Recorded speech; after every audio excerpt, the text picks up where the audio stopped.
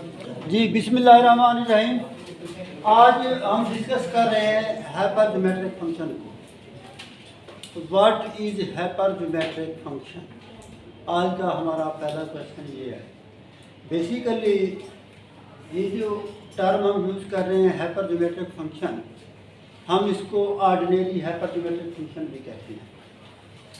Ordinary hypergeometric function, या फिर इसको दूसरा नाम क्या है जी, गॉस हाइपरजोमेट्रिक फंक्शन। गॉस एक मैथमेटिशियन था जिसके बारे में ऑलरेडी आप जानते होंगे। आपको है आइडिया कि गॉस कौन था? किसी को है आइडिया? आप सब माशाल्लाह मैथमेटिक्स के स्टूडेंट हैं, तो एज ए मैथमेटिशियन कम अज़ कम जो भी फेमस मैथमेटिशियन है, कुछ 5, 10, 11 आपको नाम आने चाहिए। आप उस वक्त तक मैथमेटिशियन नहीं बन सकते जब तक आपको उनकी हिस्ट्री का पता ना हो, उनके आइडियाज़ का पता ना हो, उन्होंने कब काम किया था, कैसे काम किया था। तो ये आप लोगों पे थोड़ा सा, अगर आप समझते हैं कि आप लोगों ने मैथमेटिक्स में रह के ही काम करना है और फ्यूचर में कोई मैथमेटिशियन ही बनना है, तो फिर ये काम आपको करना पड़ेगा। आप में से कितने लोग हैं जो गॉस के नाम से वाकिफ़ हैं? अगर आपको याद हो तो जब मैं आप लोगों को न्यूमेरिकल एनालिसिस पढ़ा रहा था, गॉस डायगोनल मेथड था, गॉस एलिमिनेशन मेथड था। अच्छा, इसके अलावा न्यूमेरिकल के अंदर Gauss Newton Gregory Gauss forward formula था, बैकवर्ड फार्मूला था, जो हमने डिस्कस किए थे, अगर आपको आइडिया हो तो। 18 यानी कि 19वीं सदी में 1808 यानी कि उसने हाइपरजोमेट्रिक फंक्शन पे थोड़ी सी डिस्कशन की थी।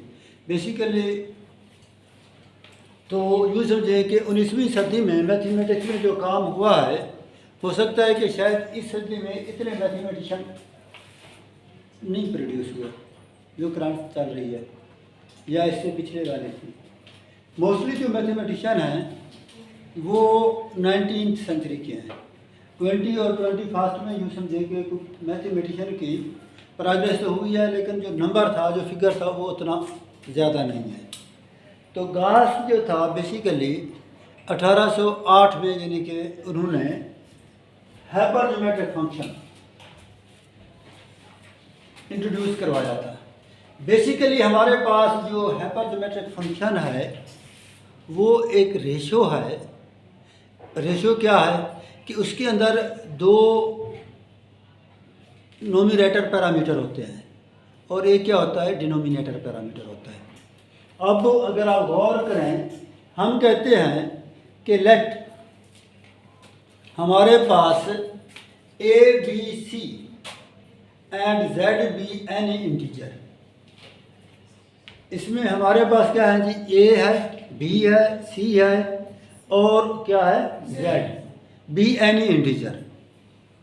एंड सी के ऊपर कंडीशन क्या है, C is neither zero nor a negative integer.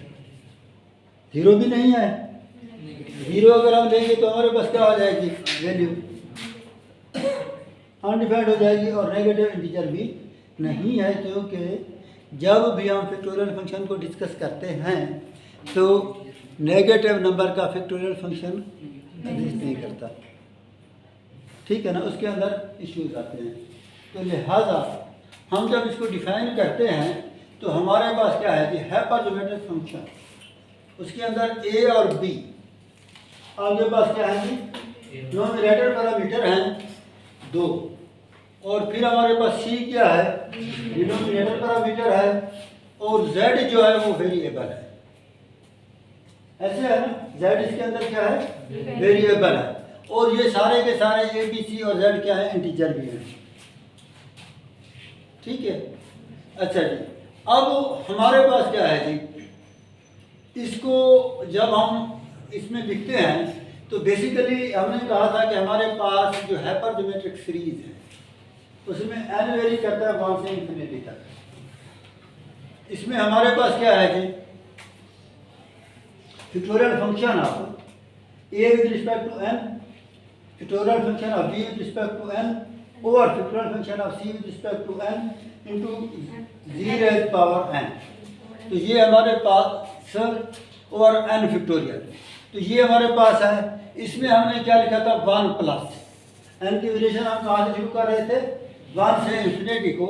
इसको फर्दर अगर हम सिंप्लीफाई करें तो हमारे पास क्या आ जाता है summation n values from 0 to infinity factorial function of a with respect to n।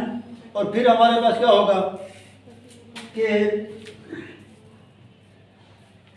Factorial function of a with respect to n, और फिर हमारे पास क्या होगा factorial function of b with respect to n और factorial function of c with respect to n factorial into z raise power n। ये हमारे पास क्या है जी हाइपरजोमेट्रिक फंक्शन है। अब अगर इसके ऊपर गौर करें, अगर हम क्या करते हैं कि a को इक्वल कर देते हैं c के और b को 1 ले लेते हैं, तो फिर हमारे पास कौन सी सीरीज बनेगी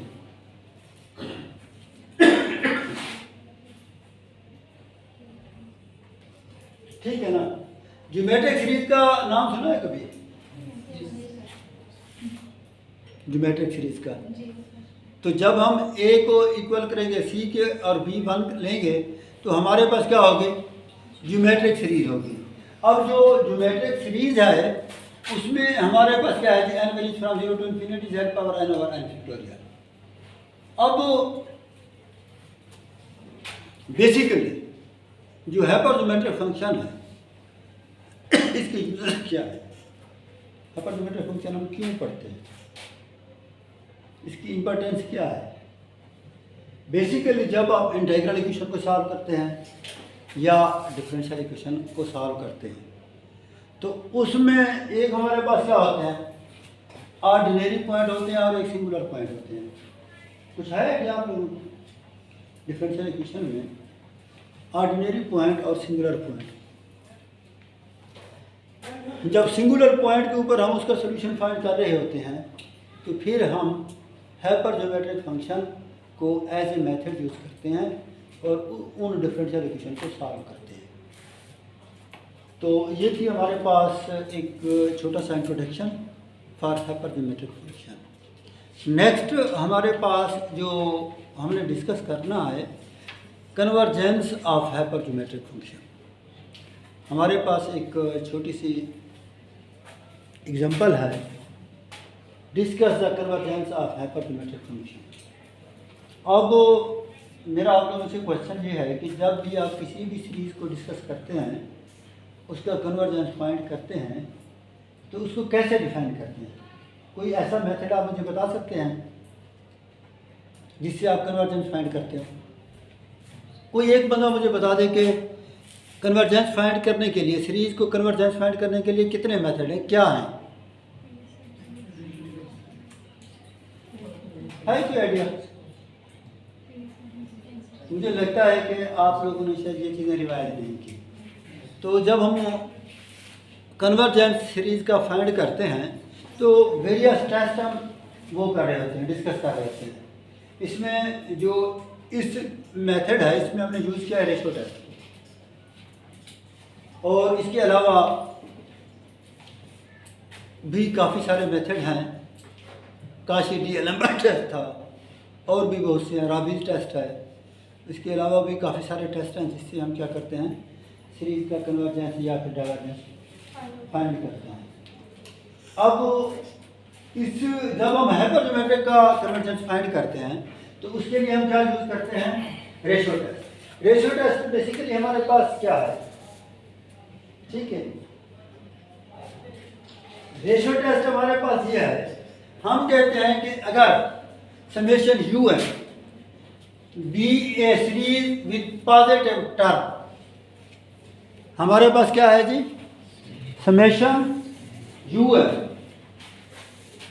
B a series with positive term and then हमारे पास क्या है जी limit N tend to infinity U N plus 1 over you N. इसकी जब हम एब्सोल्यूट वैल्यू लेंगे इज इक्वल टू 1, तो ठीक है इज इक्वल टू एल। अब हमारे पास क्या है एल के ऊपर डिफरेंट कंडीशंस हैं। If L is less than 1 the series converges absolutely. अगर हम कहते हैं कि हमारे पास if L is greater than 1 then हमारे पास सीरीज क्या करती है, डाइवर्ज करती है। और तीसरा हमारे पास जब हम इनइक्वालिटीज को डिस्कस करते हैं, इनइक्वालिटीज समझते हैं आप, है क्या इनइक्वालिटीज क्या होती है, इनइक्वालिटीज के बारे में कुछ जानते हैं आप? Very good. आप इनइक्वालिटीज बेसिकली ये जो आप डिस्कस कर रहे हैं उसके अंदर तीन चीज़ें हम डिस्कस करते हैं इनइक्वालिटीज में, equality, less than, greater then. इनको हम क्या कहते हैं, इनइक्वालिटीज कहते हैं। इनइक्वालिटीज क्या है, तीन है, equal to, less than, greater than. अब लेस देन 1 है तो सीरीज क्या करेगी, कन्वर्ट करेगी। ग्रेटर देन 1 है तो डाइवर्ज करेगी। अगर इक्वल टू 1 है तो फिर मे और मे नॉट कन्वर्ज, कन्वर्ट कर भी सकती है, नहीं भी कर सकती, यानी कि हम उससे कोई रिजल्ट गेन नहीं करते। तो तब हमें क्या करते हैं, कोई और टेस्ट यूज़ करना पड़ता है उसका कन्वर्जेंस फाइंड करने के लिए। अब हमने इसमें जब रेशियो टेस्ट बेसिकली हमारे पास क्या था, let u n be the series with क्या है, पॉजिटिव का कंडीशन ये है। जब हमने हाइपरजोमेट्रिक फंक्शन को डिस्कस किया था तो उसमें भी हमने कुछ इस तरह कहा था कि हमारे पास जो टर्म्स हैं उसके अंदर वो क्या है, पॉजिटिव है। तो फिर हमारे पास क्या है कि u N plus 1 over you n is equal to n. अब हम आते हैं हाइपरजोमेट्रिक फंक्शन। हाइपरजोमेट्रिक फंक्शन हमारे पास क्या है जी, hypergeometric function of A B इसके क्या है, नोमिनेटर पैरामीटर है, एंड सी हमारे पास क्या है, डिनोमिनेटर पैरामीटर है, और उसके साथ क्या है, जेड है। जेड हमारे पास क्या है, कोई इंटीजर है, ठीक है, वेरिएबल भी कह सकते हैं उसको, इंटीजर भी कह सकते हैं। बेसिकली जब हमने डिफाइन किया था हमने क्या कहा था, ए बी सी एंड जी, ये हमारे पास क्या है, इंटीजर है, ठीक है। अब बाद जो कांस्टेंट या वेरिएबल हम इस तरह कहते हैं कि उसकी वैल्यू क्या कर रही होती है, वेरी कर रही होती है, यानी 1 2 3 4 अप टू कोई भी वैल्यू उसकी हम एडजस्ट कर सकते हैं। तो अगर एक किसी भी, ठीक है ना, अल्फ़ाबेट की अगर काफ़ी सारी वैल्यूज एग्जिस्ट करती हूँ तो उसको हम क्या कह देते हैं, वेरिएबल, ठीक है ना। वेरिएबल का मतलब क्या होता है, जिस तरह हम कहते हैं एक्स है, वाई है, जी है, इसका मतलब क्या है कि उसकी काफ़ी सारी वैल्यूज जो है वो एग्जिस्ट कर रही हैं। जब उनकी काफ़ी सारी वैल्यूज एग्जिस्ट करेंगी तो उनको हम क्या कहते हैं, वेरिएबल। अब हम आते हैं नेक्स्ट की तरफ कि हमने ये वैल्यू तो डिस्कस कर ली। अब जो हमारे पास सीरीज थी, सीरीज अगर फार्मूला 1 में हम देखें तो हमारे पास जो यू एन था, यू एन हमने क्या रख दिया, factorial function of a with respect to n into factorial function of b with respect to n over factorial function of c with respect to n. तो ये हमारे पास into z raise power n और n factorial, इसको हमने रख दिया किस चीज़ के बराबर, यू एन के बराबर। देन हमने क्या करना है, यू एन प्लस 1, जहाँ पे n था वहाँ पे n प्लस 1 क्या कर देना है, रिप्लेस कर देना है। जब उसके अंदर हम n प्लस 1 रिप्लेस कर देंगे तो ये हम कह देते हैं कि ये हमारी क्या है, ये इक्वेशन बी है। पहले वाली को सपोज हमने इक्वेशन जो भी नाम दिया था तो बाद अब हम ए बी चला रहे थे, बाद अब 1 2। अब इसमें यह है कि एक को हमने 1 का नाम दे दिया था, फिर उसके बाद दूसरा नाम हमने क्या रख दिया है, बी रख दिया है, या फिर ए और बी रख दिया, ठीक है, ऐसे है ना। जो हमारे पास गिवन इक्वेशन थी उसको हम 1 रख चुके थे। तो थोड़ा सा इसमें बाद हम अपनी मर्जी से भी करते जाते हैं। तो अब हमने एक रिजल्ट पढ़ा था, factorial function of alpha with respect to n. वो हमारे पास किस विद रिस्पेक्ट टू, हमारे पास क्या है यहाँ पे, अगर आप गौर करें, factorial function of alpha with respect to n plus k, तो ये बराबर होता है किस चीज़ के, factorial function of alpha with respect to n into factorial function of alpha plus n with respect to k. तो आप में से कितने लोग हैं जो प्रीवियस लेक्चर को देख के आए थे, हैंड रेज करें, कितने लोगों ने प्रीवियस लेक्चर पढ़ा है। भाई अगर आप प्रीवियस लेक्चर घर से तैयार करके नहीं आएंगे तो आधी क्लास फेल हो जाएगी। और 8वां सेमेस्टर है, 8वें सेमेस्टर का मतलब क्या है, 10वां सेमेस्टर, 9th में आप एग्ज़ाम नहीं दे सकेंगे, आप क्या हो जाएंगे? कुछ है आइडिया? अगर आप डेली अपना काम नहीं करेंगे तो ये वो सब्जेक्ट है जो एक के ऊपर एक बेस कर रहा होता है। जब आप एक दीवार है, अगर इसके नीचे वाली ईंटें निकाल दें तो ये दीवार गिर जाएगी, ऐसे है ना। और स्पेशल फंक्शन भी इस तरह है, अगर आपने पहला चैप्टर नहीं पढ़ा तो दूसरा चैप्टर आप नहीं समझ सकते। अब ये देख रहे हैं, हर जो भी नेक्स्ट रिजल्ट आएगा उसके अंदर जो प्रीवियस रिजल्ट है उनको कोई ना कोई फार्मूला जरूर होता है, ऐसे है ना। जब आपने पहले पढ़ा ही नहीं होगा तो आपको इस फार्मूले का नहीं पता होना था, ऐसे था ना। इसके प्रूफ का नहीं पता, जब इस प्रूफ का नहीं पता तो फिर आप आगे समझ नहीं सकेंगे। तो ये हमारे पास रिजल्ट होता है। अब हम क्या कर रहे हैं, के को 1 पुट कर रहे हैं। के को जब हम 1 पुट करेंगे तो हमारे पास क्या आ जाएगा, alpha n plus 1 is equal to बराबर हो जाएगा alpha n into alpha plus n और फिर 1, ठीक है ना। 1 का मतलब ये है कि factorial function with respect to 1 का मतलब ये है कि सिंपल अल्फा प्लस n है, ठीक है। जब हम इसको डिफाइन कर रहे थे लास्ट टाइम फैक्टोरियल फंक्शन को, तो उसमें हमने कुछ इसको फर्दर में डिफाइन किया था, क्योंकि अनफॉर्चुनेटली अनलकीली आप लोगों ने घर में जाके पढ़ा नहीं है, आप लोगों को टाइम ही नहीं मिला। तो माशाल्लाह बच्चे तो बड़े एक्टिव हैं। तो लास्ट टाइम भी आप लोगों से कहा था कि जब आप यहाँ पे आते हैं अकेले नहीं आते, आपके साथ आपके वालिदैन के अरमान भी होते हैं, उनकी कुछ तवक्कुआत भी होती हैं। आपके वालिदैन आपसे क्या चाहते हैं? अगर उनको पता चले कि 4 साल बाद जो मेरा बच्चा डिग्री लेके आया है वो किसी काम की नहीं है, तो उन पर क्या गुजरेगी? और फिर अपने लिए सोचें, आपका क्या बनेगा? वालिदैन के साथ तो जो होगा सो होगा, आप लोगों के साथ क्या होगा?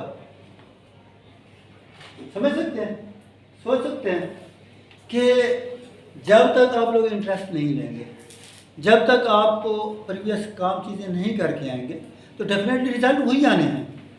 रिजल्ट चेंज नहीं होंगे कभी, या चेंज होंगे? जो चीज़ आप पढ़ेंगे, जो आप इनपुट देंगे, आउटपुट वही आएगी ना, या उसके अंदर कुछ तब्दीली आ सकती है आउटपुट में। जब आपके आउटपुट में कोई तब्दीली नहीं होगी, आपका जो रिज़ल्ट है, ठीक है, वो क्या रिफ्लेक्ट करेगा और आपके वालिदैन को क्या मैसेज जाएगा, माशरे में आपकी वैल्यू क्या आ जाएगी। मैं अक्सर अपने स्टूडेंट से डिस्कशन करता हूँ, तो उसमें मेरी डिस्कशन क्या होती है, अमूमन ये होती है